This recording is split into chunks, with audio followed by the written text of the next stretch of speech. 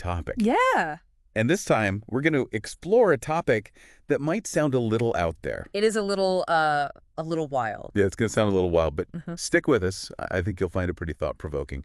We're talking about, get this, 33rd degree Freemasons and their alleged ability to shape reality with their minds. Oh, okay. Now, before anyone gets too carried away, we're not saying we believe any of this. No. We're just examining the ideas Right. that were presented in a YouTube video Yeah, exactly. that a listener shared with us. Yeah. So just to be clear, we're approaching this with an open mind. Absolutely. Just exploring the ideas themselves. Yeah. Not endorsing any particular belief system. Right. Or anything like that. So with that said, let's jump right in. What do you think is the most intriguing aspect of this whole concept? What do you think initially grabbed people's attention with this video? I think the most interesting part is the idea of a secret society like the Freemasons, with all their history and traditions, having this knowledge, this power to actually influence the world around us. It's a very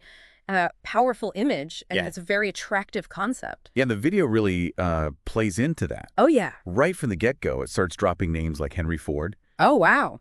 Benjamin Franklin. Okay. Mozart. Yeah. Winston Churchill. All these influential figures throughout history. Yeah. And it claims that they are all Freemasons. It makes you wonder, what if their success wasn't just due to talent or hard work, Right. but because they had access to this secret knowledge that's been passed down through the ages. Yeah, it's like a secret ingredient to success. Right, exactly.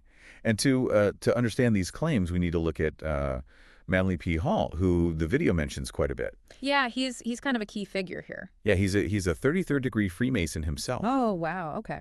And he wrote this book, The Secret Teachings of All Ages, which the video presents as a source of these hidden Masonic teachings, particularly the teachings on how to control reality with the mind. And the video focuses on 3 key principles from Hall's work that it claims are essential to this process. All right. Yeah, let's break those down then. Yeah, so the first one is the law of cause and effect. Okay. Which on the surface seems pretty straightforward. Right, like what you sow is what you reap, that kind of thing. Exactly, yeah. But the video takes it a step further. Yeah. It emphasizes that every thought we have, every action we take creates ripples, not just in our own lives, Oh, okay. but potentially in the lives of others, and even throughout history and the natural world. Well, It's like that butterfly effect idea, right? Yeah. Where a tiny action can have huge and unpredictable consequences yeah, I've heard of that. down the line. Okay. So the video really emphasizes this interconnectedness Yeah. of everything, how everything's kind of tied together in this web of cause and effect. I see. So it's not just about our individual actions, Right. but how they ripple outwards Yeah, and right. potentially affect the bigger picture. Exactly, yeah. And it also delves into the concept of cyclical patterns in history and nature, Okay. like the rise and fall of empires, economic booms and busts, Oh, yeah. even the cyclical patterns of the seasons. Right. So there are these repeating patterns that we can observe Exactly. throughout history. And the video suggests that by understanding these larger patterns, these root causes, we can potentially influence them. Oh, okay. So it's not just about being a passive observer, Yeah. but actually an active participant Yeah, I see. in shaping. So it's about understanding the underlying mechanics Right. and then using that knowledge to steer things in a certain direction. Exactly, yeah. And it even differentiates between 2 types of reasoning by analogy Okay. and reasoning by first principles. No, what's the difference there? So reasoning by analogy is basically when we compare ourselves to others Okay. and draw conclusions based on external validation. So, like, if they can do it, I can do it too. Right. Yeah. And the video argues that this can actually hold us back because we're not really thinking for ourselves. Okay. We're just kind of following the crowd. I see. Instead, it proposes reasoning by first principles, Okay. which means breaking down beliefs and arguments to their most fundamental truths, Oh, okay. questioning assumptions, and really getting to the root of why things are the way they are. It's like peeling back the layers of an onion to get to the core essence. Oh, okay. So it's about being more analytical and Right. and critical in our thinking. Exactly. Not just accepting things at face value. Exactly, yeah. So, for example, let's say you're struggling with a creative block, right? Instead of just looking at what other artists are doing and trying to imitate their success, reasoning by first principles would encourage you to ask, what are their fundamental elements of creativity? What are those...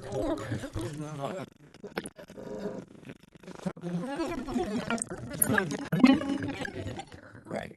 Relying on your own judgment and understanding rather than just blindly following the crowd. So it's about taking ownership of your own creative process and not just trying to copy what others are doing. Exactly. Yeah. And the video suggests that this kind of critical thinking is what truly empowers us to become creators of our own reality. Okay, that's a pretty powerful concept. Yeah, it is. So we've explored this law of cause and effect and how it encourages us to think critically and recognize our role in shaping the world around us. Are you ready to dive into the next mind-bending principle? Yeah, hit me with it. All right, so the second principle is the law of spirit. Okay. And this one takes us deep into the metaphysical realm, exploring the very nature of existence itself. Okay, things are getting a little abstract here. Yeah, it gets pretty abstract. So, according to the video, Manley P. Hall describes the universe as being made up of what he calls gradations of good. Okay. Ranging from matter at the lowest end to spirit at the highest. So it's like a hierarchy of goodness. Exactly, yeah. It's a hierarchical view of existence. Okay. With spirit being the most refined and the most potent force. So are they saying that the spiritual realm is somehow better? Or more important than the physical world. That's definitely the implication here. Yeah. And the video connects this concept to the three dimensions of existence. The physical, the mental, and the spiritual. And it suggests that the subtler realms, like our thoughts and our spirit, actually have a greater influence on the denser realm of matter, which is our physical reality. Wait, so they're saying that our thoughts can literally shape the physical world around us? That's the central idea here. It's about understanding that these subtler, unseen forces are often the driving force behind the things that manifest in our physical experience. So, like, if we're constantly bombarded with negative news and focusing on all the problems in the world, are we actually contributing to those problems by giving them more energy? That's a very insightful observation. And the video emphasizes that by focusing on the subtle causes. Rather than just reacting to the gross effects, we can potentially shift our reality. Okay, so it's like realizing that the roots of a plant are just as important, if not more so, than the leaves and flowers we see above ground. Right, exactly. Yeah, I see. It's about understanding those deeper underlying causes rather than just focusing on the surface level effects. So this law of spirit is it's a lot to wrap your head around, but I'm starting to see how these principles are building on each other. So first we have understanding cause and effect, and then we have this idea of the power of thought and spirit. What's the third principle that ties it all together? So the third principle, and perhaps the most exciting and maybe the most challenging to grasp, is the law of imagination. And we're not talking about just simple daydreaming here. No. The video presents imagination as the ultimate creative force, the star in man, as Manley P. Hall puts it. And it suggests that imagination is the key to shaping reality. So they're saying we can literally imagine things into existence. That's the idea, yeah. I've heard of the law of attraction and manifesting. Right. But this sounds even more powerful. It definitely pushes the boundaries of conventional thinking. Yeah. So the video distinguishes between just simply picturing something in your mind and what it calls creative visualization, which involves engaging both your heart and your mind and feeling the desired outcome as if it were already real. So it's not just seeing it, it's feeling it, believing it on a deeper level. Exactly, yeah. Like if you want to attract success, you don't just imagine yourself standing on a stage receiving an award. You feel the pride, the joy, the accomplishment as if it's happening right now. Like you're fully immersed in that experience. Exactly. It's about creating a powerful, energetic blueprint with your emotions and then sending that out into the universe to manifest. Wow, this is pretty powerful stuff. But it also seems like it would require a tremendous amount of focus and belief. Yeah, it does. What are some practical ways to cultivate this kind of creative visualization? Well, the video suggests a specific practice dedicating 30 days to consistent creative visualization, particularly before sleep, to really imprint the desired outcome on your subconscious mind. So it's like training your mind to believe in the possibility of what you want to create. Yeah, like mental rehearsal for success. Exactly. Yeah. This is fascinating stuff. But I have to admit, part of me is still a little skeptical. Yeah, I get that. Is it really possible to just think our way to a new reality? It's a question that's been around for a long time. Right. And the video actually addresses that skepticism head on. It concludes with perhaps the most radical idea of all, the power of shifting our core identity. That sounds deep. Yeah, it goes pretty deep. What do they mean by shifting our core identity? Isn't our identity who we are at our very essence? The video argues that our identity is not fixed, but rather a collection of beliefs and stories we tell ourselves. And if we can change those stories, if we can shift our identity at its core, we can potentially experience a completely different reality. So it's about breaking free from the limitations of our past conditioning and stepping into a new version of ourselves. Yeah, like upgrading your operating system to unlock new possibilities. So if we're holding on to beliefs about ourselves that are limiting, those beliefs will keep us trapped in a reality that reflects those limitations. That's the idea. Okay. But if we can identify and release those limiting beliefs and embrace a new empowering identity, our reality will shift accordingly. This is incredibly thought-provoking. It is. It's like they're saying we're not just passive recipients of reality, but active creators. Yeah. I'm not sure I'm fully on board with the idea of manifesting $1 million just by thinking about it. Yeah, I hear you. But I can definitely see how our beliefs and self-perception shape our experiences. Absolutely. This is a lot to unpack for sure, and we've only just scratched the surface of these mind-bending principles. Yeah, we have a lot more to explore here. We'll definitely be delving deeper into these principles and exploring their practical applications in the next part. Awesome. I'm looking forward to it. Yeah, me too. Stay with us. Yeah.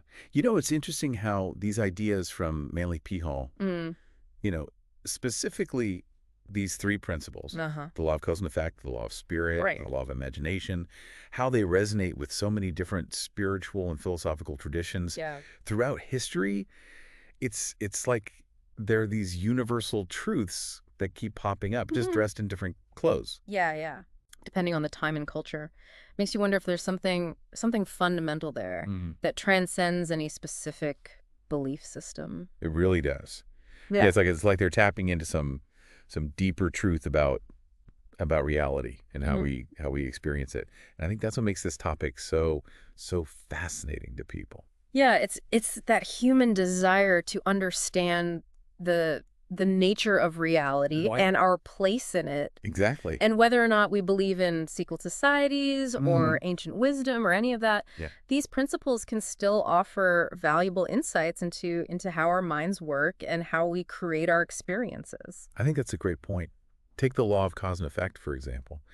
Even if we don't believe in karma or destiny, that principle that our actions have consequences is something we can all relate to, right? Absolutely. It's woven into everyday life. Every choice we make sets off a chain of events, shapes our future in ways we can't always predict. Yeah, it's like we're constantly setting these things in motion, whether we realize it or not. And understanding that principle encourages us to be more responsible for our lives. Yeah. More mindful of the choices we make, considering those ripple effects. Right. Yeah. And what about the law of spirit? Even if someone isn't particularly spiritual, the idea that our thoughts and beliefs can influence our physical reality, I mean, that's pretty hard to deny, don't you think? Yeah, I mean, we've all experienced that. Think about how our mood affects our physical well-being. Right. How stress can manifest as physical symptoms. Yeah. And then you've got the placebo effect. Right. The power of belief to literally heal the body. It's pretty remarkable. It really is. It suggests that there's There's more to reality Mm-hmm. than what we can see and touch. Yeah, like there's this unseen world that's influencing our physical experience. Yeah, and our thoughts and beliefs are a part of that unseen world. Right. And that brings us to the law of imagination. Now, manifesting a lottery win just by thinking about it, Right. that might be a bit of a stretch. Yeah. But there's no denying the power of visualization in achieving goals. Right. Absolutely. Athletes use it. Entrepreneurs use it. Even if it's not about literally creating things out of thin air. Right. It's about creating that mental blueprint, Yeah. visualizing that outcome, and then taking action. Exactly. It's about aligning our energy with what we want to create. Yeah, nurturing that seed of possibility and then taking those steps Right. to bring it into reality. So we've talked about the theoretical side of these principles. Right. But how can we actually apply these in our everyday lives? What are some practical takeaways for our listeners who might be thinking, this is all very interesting, but what does it mean for me? Yeah. I think one of the most important takeaways is awareness. If we want to shape our reality, we first need to be aware of the beliefs and patterns that are currently shaping it. So it's about taking a step back. Yeah. Examining our thoughts, our habits, our reactions to situations. Right. Becoming more mindful of the stories we're telling ourselves. Yeah, the assumptions we're making, the fears we're holding on to. Yeah. Because often these beliefs and patterns, Yeah. they operate on a subconscious level. Right, exactly. They're influencing our choices and our behaviors without us even realizing it. And once we bring them into conscious awareness, then we can start to challenge them, question their validity, and replace them with more empowering beliefs. That's like it's like taking control of the steering wheel, right? Yeah. Becoming the conscious architect of our own minds. Exactly. Rather than just letting our subconscious programming drive the car. And this ties back to the idea of reasoning by first principles. It's about questioning everything. Not accepting things blindly just because that's how they've always been done, or because someone told us it's true. Right. It's about really digging deeper, getting to the root of things, and forming our own conclusions based on our understanding and experience. So it's not just about positive thinking. Right. It's about critical thinking. Exactly. It's about being willing to examine our beliefs, challenge the status quo. And what about the law of imagination? How can we harness that creative power in a practical way? Yeah, that's a good question. The video mentions creative visualization. Right. But are there other techniques we can use? Well, the video suggests dedicating 30 days to consistent creative visualization, particularly before sleep. Okay. I think that's a great place to start. Set aside some time each day to really visualize your goals and desires. See them, feel them as if they're already achieved, engage all of your senses. Right. Make it as vivid and real as possible. Yeah. Don't just see it. Feel the emotions, hear the sounds, even smell the scents associated with it. Yeah. The more real you make it in your mind, the more powerful the effect will be. It's almost like we're creating a movie in our minds. Yeah. A trailer for the life we want to create. Exactly. And like any good movie, it needs to be emotionally engaging. Right. To draw us in. But it's not just about inner work, right? It's also about taking action in the real world. Absolutely. It's a two-pronged approach. Yeah. We do the inner work, visualization, belief, setting intentions, and then we take concrete steps in the outer world to make it happen. So it's this dance between the inner and the outer, the mental and the physical. Yeah. And I think that's a key takeaway from all of this. It's not about passively waiting for things to happen. Right. It's about becoming an active participant. Yeah. In creating the reality we desire. It's about recognizing that we have more power than we often realize, and then stepping into that power with intention and purpose. And that's what I find so empowering about these principles. They remind us that we're not just victims of circumstance, but co-creators of our own reality. Yeah, that's a powerful message. It really is. This has been a truly fascinating discussion. It has. And I'm sure our listeners have a lot to ponder. We've covered a lot of ground today. Yeah, we have. But we're not done yet. We'll be back after a quick break. Okay. to wrap up this episode with some final thoughts and insights. Stay tuned Sounds good. as we wrap up this deep thought journey into Freemasonry and the power of belief. One thing that really stands out to me is the idea of personal responsibility. Yeah, it's been a recurring theme, for sure. It has, hasn't it? It seems like no matter what you believe about secret societies or ancient knowledge, it all comes back to the idea that we're ultimately in charge of our own experience. It's a pretty empowering realization, I think. It is. It is. To realize that we actually have more control than we often give ourselves credit for. I mean, our thoughts, our beliefs, our actions, it's all shaping the reality we experience every single day. It really makes you stop and think about the choices you're making. It does, doesn't it? Because every choice, no matter how small, has consequences. Right, yeah. Like, what kind of seeds are we planting with our thoughts and actions? Yeah. Are we focused on things that lift us up?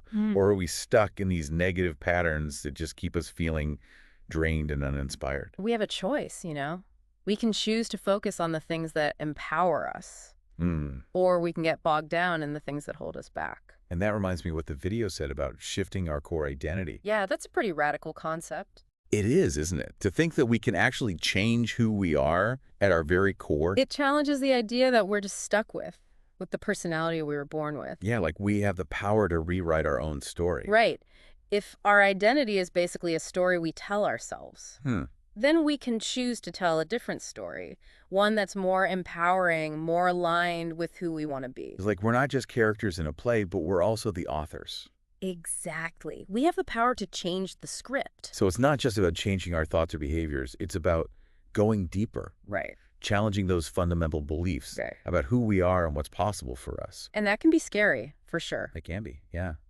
But it can also be incredibly liberating. It is. It's like breaking free from an old, outdated program and installing a new one that allows us to operate at a higher level. To really step into our full potential. Exactly. To become the heroes of our own stories. Wow, that's a powerful way to put it. Yeah. Well, it's been an amazing conversation. Yeah, it has. And I think we've given our listeners a lot to think about. Hopefully we've sparked some curiosity, at least. I think we have. So, to everyone listening, thank you for joining us on the Deep Thought Podcast. Thanks for listening, everyone. If you enjoyed this episode, be sure to like and subscribe and check out our other podcasts for more thought-provoking discussions. And don't forget to check out the links below for more resources on this topic. We'd love to hear your thoughts. Do you believe we have the power to shape our own reality? Leave a comment below and let's continue the conversation. Keep those deep thoughts flowing. Until next time.